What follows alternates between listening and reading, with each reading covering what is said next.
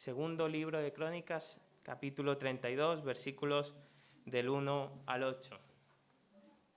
Voy a hacer un breve recorrido histórico para llegar al punto de hoy.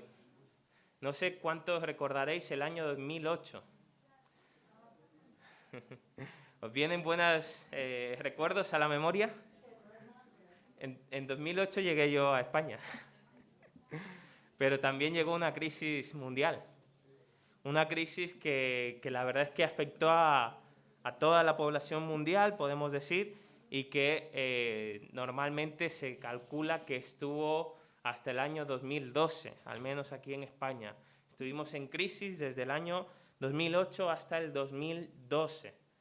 Realmente, cuando hay una crisis económica, pues toda la sociedad se ve afectada. Es curioso cómo los datos después de la crisis demuestran que los pobres se hacen más pobres y los ricos se hacen más ricos. Nos deja ver quizás que alguna que otra cosa va mal, ¿no? en el funcionamiento. Pero bueno, superamos la crisis. Todas las cosas pasan. Y luego llegamos al 2020. ¿Qué recuerdos tenéis? En 2020 me casé yo, así que cuidado con lo que decís. Pero febrero de 2020, la crisis del coronavirus, ¿verdad? Y no sé si lo recordáis, pero fue un 13 de marzo, un viernes, donde nos encerraron a todos. Nos confinaron, esa fue la palabra que utilizaron, ¿no? Nos dejaron ahí 3 meses y luego pudimos salir. Pero todo esto debido a una crisis sanitaria. No sé vosotros, pero yo recuerdo las imágenes de las ambulancias. Bueno, perdón, pero Beatriz lo habrá vivido mucho más de cerca, ¿no? Pero yo recuerdo esas imágenes en las televisiones y luego los reportajes donde salían las cifras escalofriantes. 1000 personas han muerto. Dios mío, qué barbaridad. 1000 personas al día en ocasiones. Muy triste. Pero llega el verano y... ¿Os acordáis de la palabra que utilizó el gobierno? Nueva normalidad. Es decir, como aquí ya hemos superado esto, ¿no? Esto ya pasó. Pero no. Tuvo que pasar el verano para darnos cuenta de que el virus seguía con nosotros. Y estoy hablando del 2020. 2021 parecía que la cosa mejoraba, vuelta. 2022, ahora sí, ya pasó. Pero no, salen nuevas variantes que crean nuevas olas y vemos cómo el sistema sanitario colapsa. Pero por si fuera poco, entonces en febrero estalla la guerra en Ucrania. Rusia invade Ucrania. Posterior consecuencias, la inflación económica, la escasez en algunos productos, etc. No sé vosotros, pero algunos se preguntan ¿por qué? ¿Por qué, Señor? ¿Por qué tantas calamidades tan seguidas, ¿no? Una tras otra? Parece que cuando salimos de una, entramos inmediatamente en la otra. Y yo te quiero preguntar, ¿qué haces o qué sientes cuando pasas una situación de dificultad, pero que no logras entender por qué? Es decir, ¿podemos entender que a la gente mala le ocurran cosas malas? Sí. Y le podemos decir, te lo has buscado.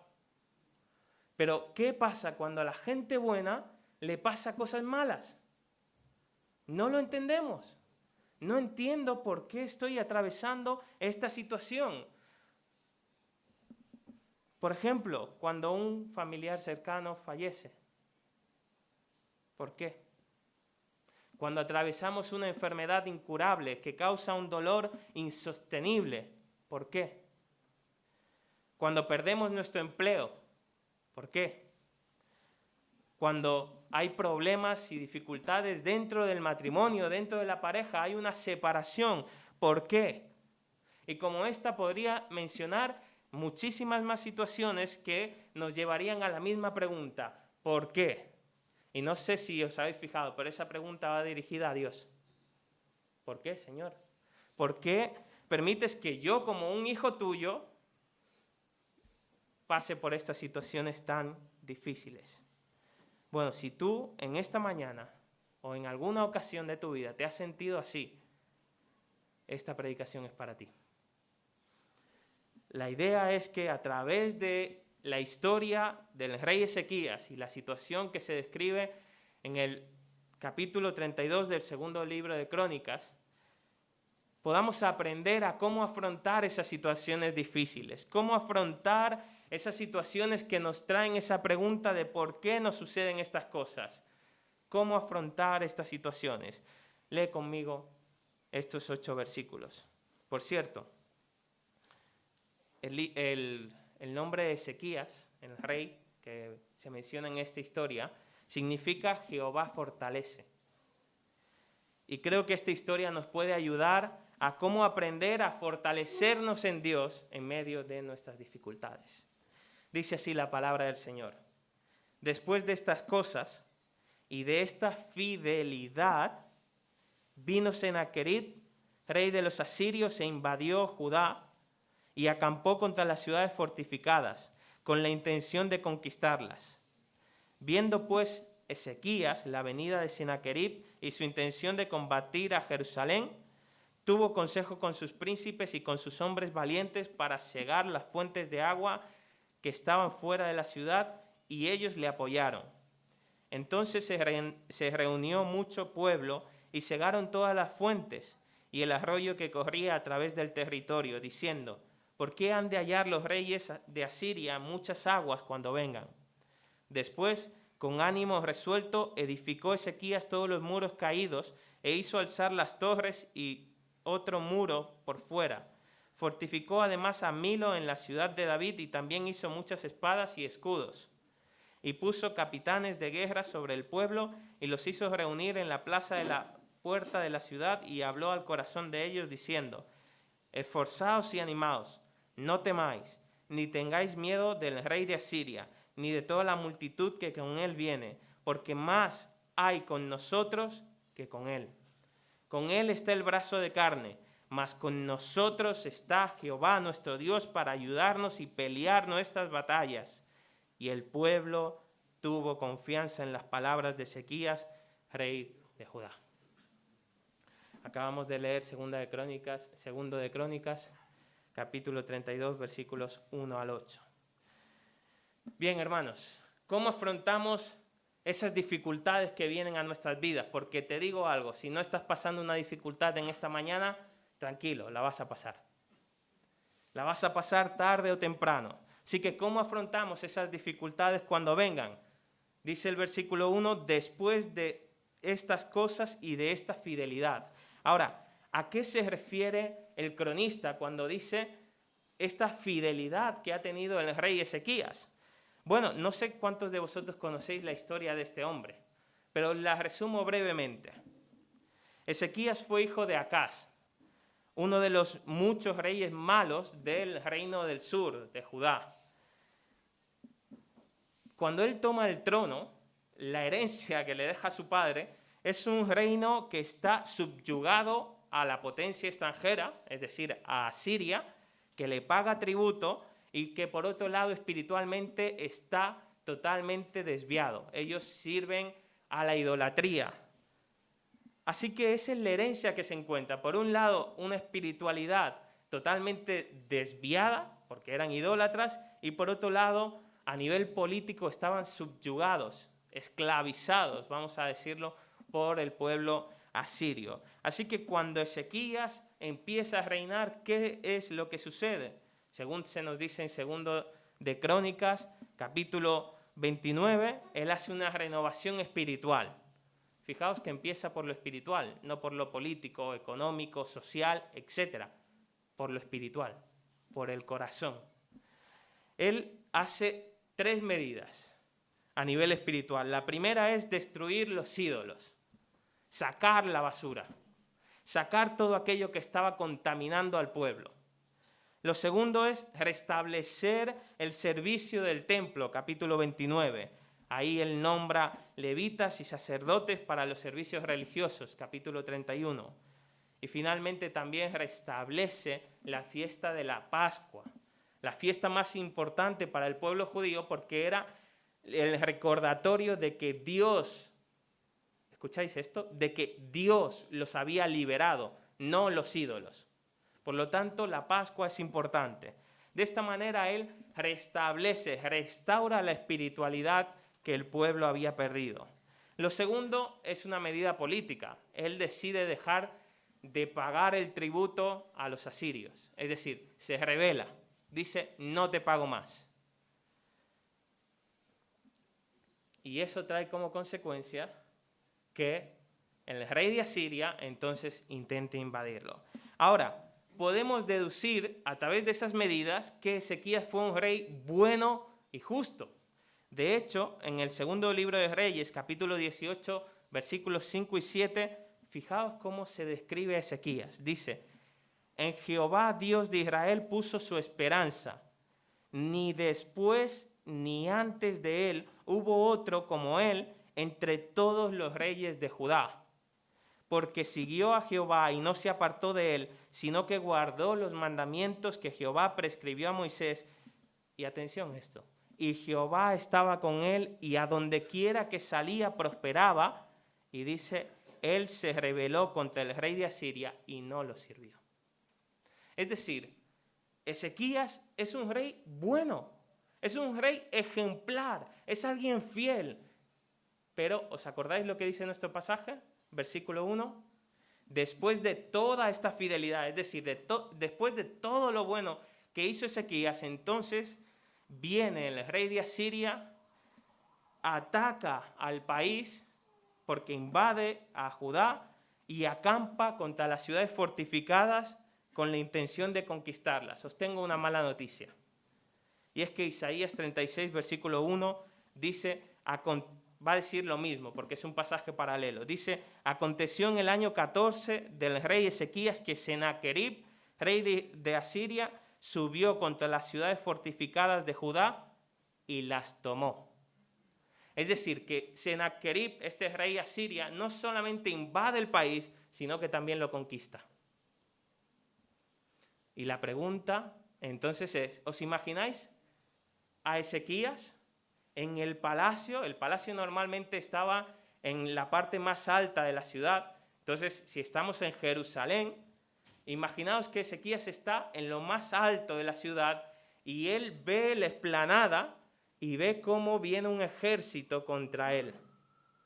Un ejército incontable, innumerable, que ya ha conquistado todas aquellas ciudades fuertes y solo le queda una, Jerusalén, la capital. Y es ahí donde yo me pongo en la piel de Ezequías y digo, no lo entiendo, Señor.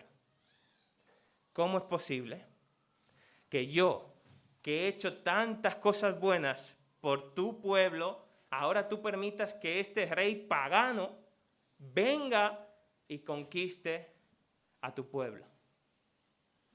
¿Os acordáis las preguntas que hice al principio? Señor, ¿cómo es posible que a uno de tus hijos tú permitas que se enferme, que se quede sin empleo, que haya problemas en la familia? ¿Cómo es posible? Exactamente lo mismo se preguntaba el rey Ezequías. Y ahora la pregunta es, ¿qué hacemos? ¿Nos autocompadecemos y decimos, yo no me merezco esto? Y así podemos seguir y quedarnos en nuestro dolor, quedarnos en nuestra tristeza, porque, hermanos, no es fácil pasar una situación de dificultad, de enfermedad económica o lo que sea. No es fácil. Pero, ¿qué debemos de hacer? No debemos de compadecernos, sino que debemos de actuar. ¿Y cómo debemos de actuar? Fijaos en lo que dice, en lo que hace Ezequías. Lo primero que vemos en él es que entiende y acepta la situación. Versículo 2. Viendo pues Ezequías la venida de Senaquerib y su intención de combatir a Jerusalén. Es decir, Ezequías ve que viene un ejército enorme contra él y él no dice, este ejército viene en son de paz. Son amigos. Seguro que no me van a conquistar. No pasa nada. Los voy a dejar que se queden ahí. Les voy a invitar a entrar. Les vamos a abrir las puertas de la muralla y les vamos a dejar que entren. Esto parece surrealista, ¿verdad? Pero ¿cuántos de nosotros cuando vivimos una situación de estrechez económica no somos capaces de reconocer la realidad? Porque seguimos teniendo los mismos gastos o incluso los aumentamos. Y por eso se agrava la situación.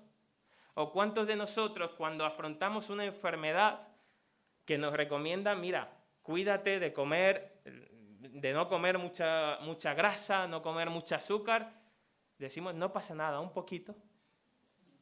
¿No? Sí que pasa. Sí que pasa. Hay que aprender a aceptar la situación, a ponerle nombre. Estamos pasando una crisis. Estamos pasando por un problema, así que ponle nombre a tu problema. Después, ¿qué hace Ezequías? Bueno, él una vez ya reconoce cuál es el problema, entonces él busca consejo y el apoyo de otros. Versículos 3 y 4. Viendo pues Ezequías la venida de Sennacherib y su intención de combatir a Jerusalén, tuvo consejo con sus príncipes y con sus hombres valientes para cegar las fuentes de agua que estaban fuera de la ciudad, y ellos lo apoyaron. Es decir, aquí hay un problema. No lo puedo resolver por mí mismo, solo. Entonces, ¿qué debo de hacer? Buscar ayuda. Hermanos, ¿cuántas veces un problema se agranda hasta el punto casi de no poder solucionarse porque no hemos buscado consejo? Porque no hemos buscado ayuda. Es posible que tengamos dificultades en nuestro matrimonio y creamos que podemos resolverlo por nosotros mismos. ¿Y qué hacemos cuando dos personas no están de acuerdo? Buscar un mediador, buscar a alguien que pueda interceder por nosotros, que pueda escuchar a las dos partes e intentar limar asperezas. Hay que buscar ayuda, hay que buscar consejo. Luego hay que crear una estrategia. Vemos aquí que él lo que hace es tener consejo con los príncipes. Hoy diríamos aquí en el gobierno, el Consejo de Ministros se reúne. Por cierto, ¿no os parece raro algo en el gobierno?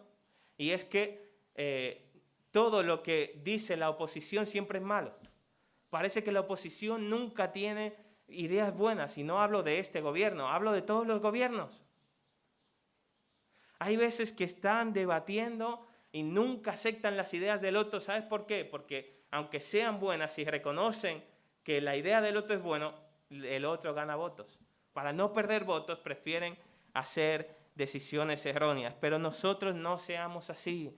Hay otras personas que nos pueden aconsejar, hay personas sabias, búscalas, cuéntale cuál es tu problema y busca la estrategia para poder vencer ese problema, poderlo superar, porque aquí vemos que Ezequías les propone cegar las fuentes de agua que estaban fuera de la ciudad. No sé si sabéis cómo funcionaban los sitios en la antigüedad, pero básicamente era que un ejército venía, se ponía ahí en la ciudad, ante la puerta, porque las ciudades estaban amuralladas. Entonces, ¿cuál era la estrategia? Simple. Nos ponemos fuera, vale, no podemos entrar, pero vosotros tampoco podéis salir. A ver quién aguanta más. Los que están dentro no pueden recibir alimentos, no pueden recibir agua. Cuando muera alguien se van a propagar las enfermedades. Era simple. Era muy simple. A veces era cuestión de días, de meses, de años. Entonces el rey de Asiria viene con todo su ejército, lo planta fuera de Jerusalén. Antes de que eso suceda, Ezequías dice, porque atravesaban ríos Jerusalén, y dicen, vamos a cegarlos, vamos a quitarles el agua. Entonces la estrategia es doble. Por un lado le quitan el agua al enemigo y por otro la obtienen para ellos, porque esas fuentes de agua iban ahora de manera subterránea. Así que, ¿qué debemos de hacer cuando tenemos un problema? Actuar. No te quedes negando el problema. No te quedes intentando solucionar por ti mismo el problema. Pide ayuda, pide consejo, actúa. Y de esa manera la situación no se agravará. Finalmente, versículos 5 y 6, también vemos que él toma ánimo y actúa. Después, con ánimo resuelto, edificó Ezequías todos los muros caídos e hizo alzar las torres y otro muro por fuera. Fortificó además Milo en la ciudad de David y también hizo muchas espadas y escudos. Fijaos lo que hace Ezequías. No me voy a quedar quieto a que este rey venga a conquistarme. Me tengo que preparar para la batalla. Entonces, ¿qué hace? Edifica los muros caídos, alza las torres y crea otro muro por fuera, fortifica algunas ciudades, hace espadas y escudos, pone capitanes de guerra sobre el pueblo. ¿Os estáis dando cuenta de todo lo que hace este rey? Él hace todo lo que esté en su mano para poder vencer, para poder afrontar este problema. ¿Qué hacemos tú y yo cuando tenemos dificultades? ¿Nos quedamos de brazos cruzados esperando que el problema se resuelva solo? Mirad, os voy a contar algo. No sé cómo funcionarán vuestros matrimonios, pero os voy a contar algo del mío. Cuando tengo un problema, una dificultad, diferencia con Cristina, nosotros tenemos dos maneras distintas de afrontarlo.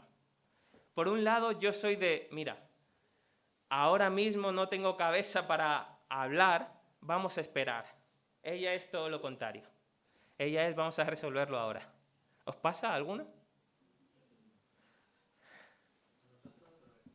Hay personas, pero los caracteres son difíciles. Y yo, mira, vamos a esperar porque quizás estás enfadado en ese momento y la conversación no va a ser productiva. Y ella no, prefiero resolverlo ahora. ¿Qué hacemos? Si yo cedo, empeora el problema. Si ella no cede, también se empeora. Hay que compaginarnos, hay que aprender a comprenderse. En ese sentido, todos los matrimonios son así, porque ¿qué matrimonio no afrenta discusiones, diferencias, verdad? Pero hay que aprender a poder compaginarlos. Así que hay que actuar, hermanos, hay que actuar. En medio del problema, no te quedes de brazos cruzados, actúa, haz todo lo que esté en tu mano para poder resolverlo. Y por último, versículos 7 y 8, vemos que él confía y anima a otros a confiar en Dios. Y vosotros diréis, eso fue lo primero que debió de hacer. Pero veremos, vamos a ver. Versículos 7 y 8, él le dice al pueblo, esforzaos y animaos, no temáis, ni tengáis miedo del rey de Asiria, ni de toda la multitud que con él viene, porque más hay con nosotros que con él. Con él está el brazo de carne, mas con nosotros está Jehová nuestro Dios, para ayudarnos a pelear nuestras batallas. ¿Alguno piensa que esto fue lo primero que debía de hacer? ¿Solo yo? Vale, me habéis pillado. ¿Por qué? Imaginaos que esto es lo primero que él hace. Hermanos, amigos, vamos a confiar en el Señor. No hagamos escudos, no hagamos espadas, no seguimos las aguas, no hagamos nada, vamos a confiar en el Señor. El Señor peleará. Pero ¿cuántos hermanos no actúan así cuando pierden el trabajo? ¿Estás buscando trabajo? No, el Señor me va a dar uno. ¿Cómo? Claro. Es decir, ¿entendéis lo ridículo que sonamos a veces en nuestras decisiones? Cuando estamos teniendo una pelea con un hermano, bueno, yo estoy orando que el Señor le convenza para que venga a pedirme perdón. ¿Cómo? ¿No dice el Señor, si sabes que tu hermano tiene algo contra ti, ve? Es decir, ve tú y reconcíliate con él. Pero a nosotros nos gusta que vengan, que el Señor nos provea y nosotros nos quedamos recibiendo todo. ¿Entendéis por qué Ezequías espera al final? Mira, voy a hacer todo lo que me corresponde a mí, sabiendo de que el Señor va a pelear por mí. No hizo falta utilizar ninguna espada, ningún escudo. Si leéis la historia, veréis que Ezequías no abrió las puertas de la ciudad en ningún momento. Ellos se quedaron dentro, no por miedo, porque el Señor peleó por ellos. Ezequías no hizo un ataque frente a frente. ¿Por qué? Porque el otro enemigo era mucho más grande. Hermanos, tenemos fe y confianza en el Señor, sí, pero no somos tontos. No debemos de ser tontos en cuanto a obrar. Debemos de saber y pensar con justa medida. El Señor dijo que debemos de ser mansos como paloma, pero astutos como serpiente, ¿verdad?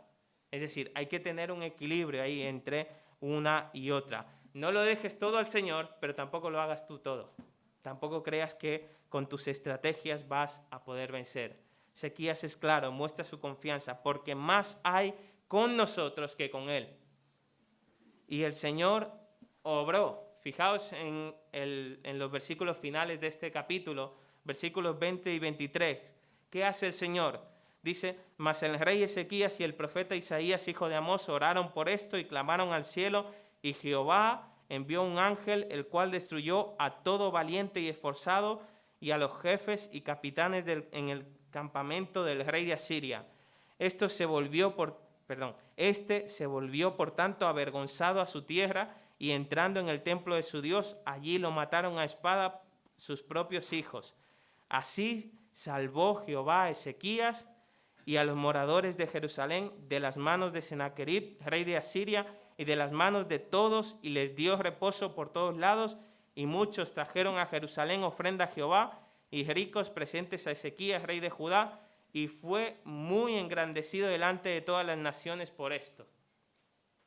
Este es el Dios de Ezequías, que peleó por él, pero también es nuestro Dios que pelea nuestras batallas, que pelea cuando tenemos unas dificultades, hermanos. De hecho, fijaos, hay algo muy curioso en cuanto a la historia de los pueblos. Los asirios nunca, igual que los egipcios, los babilonios, no hay ninguna otra civilización del antiguo Medio Oriente que reconozca a través de sus propios escritos, nosotros perdimos una batalla. ¿Os fijáis que la Biblia está llena de batallas que perdió el pueblo de Israel? Porque es diferente. Así que los asirios no reconocen que perdieron esta batalla, pero sí podemos comprobar que esta historia es verídica a través de algunos hallazgos arqueológicos. Por ejemplo, el prisma de Sennacherib es un documento histórico que se halló hace varios años a través de la arqueología y que reconoce que esta batalla sucedió. Por otro lado, historiadores como Beroso, el caldeo, y Heródoto, el griego, además de Flavio Josefo, también confirman esta historia. Por lo tanto, hermanos, la Biblia es confirmada. La Biblia es verídica. ¿Qué aprendemos hoy nosotros de esta historia? Que no tengo que hacer nada, que el Señor pelea mis batallas. No. Tenemos que aprender a confiar en el Señor, nuestros problemas, nuestras dificultades, pero también tenemos que actuar. También tenemos que hacer la parte que nos corresponde. Vemos que Dios lucha por su pueblo. El pueblo de Judá aquí no tenía ninguna sola oportunidad de vencer a los asirios por sus propias fuerzas. Pero cuando confiaron en el Señor se levanta y lucha por su pueblo y lo salva. Y os pregunto, ¿en qué otro lugar vemos que pasa exactamente lo mismo?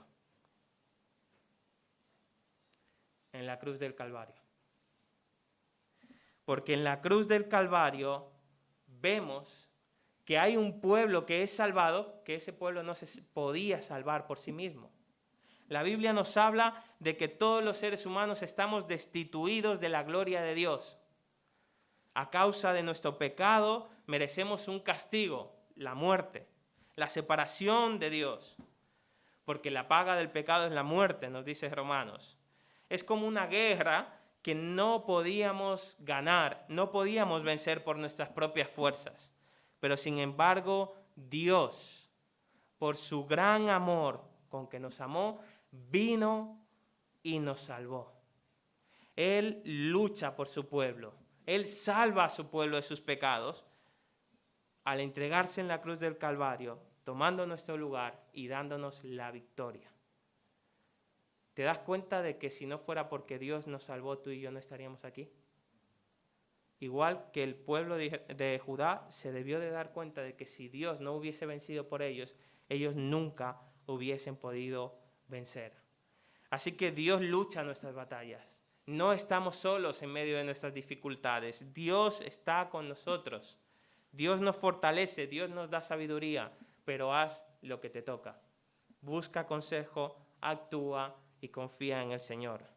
¿Por qué los cristianos, por qué la gente buena sufre cosas malas? Romanos 8:28 nos dice, un famoso versículo, ¿no? Que a los que aman a Dios todas las cosas les ayudan a bien. Pero ¿os habéis preguntado a qué bien?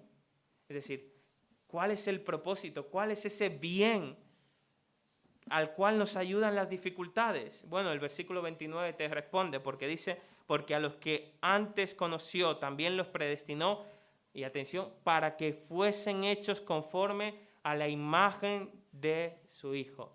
Es decir, cada problema, cada dificultad, cada situación complicada te ayuda a depender más de Dios y no de ti. A ser más como Jesús y menos como tú. Y eso lo lograremos finalmente de una manera completa cuando estemos con nuestro Señor. Pero mientras estemos en este mundo pasaremos dificultades para depender más de nuestro Señor. Así que, hermanos, finalizo con estas palabras. Dios usa tus pruebas, tus sufrimientos, tus dolores, tus tribulaciones para que cada día pongas tu mirada en Él. Como diría un famoso autor americano, John Piper, no desperdicies tu dolor, no desperdicies tus dificultades, no desperdicies nada. Úsalo para la gloria de Dios, para dar testimonio a este mundo de que tu Dios te da fortaleza y vence en tus batallas. Que el Señor nos bendiga, hermanos.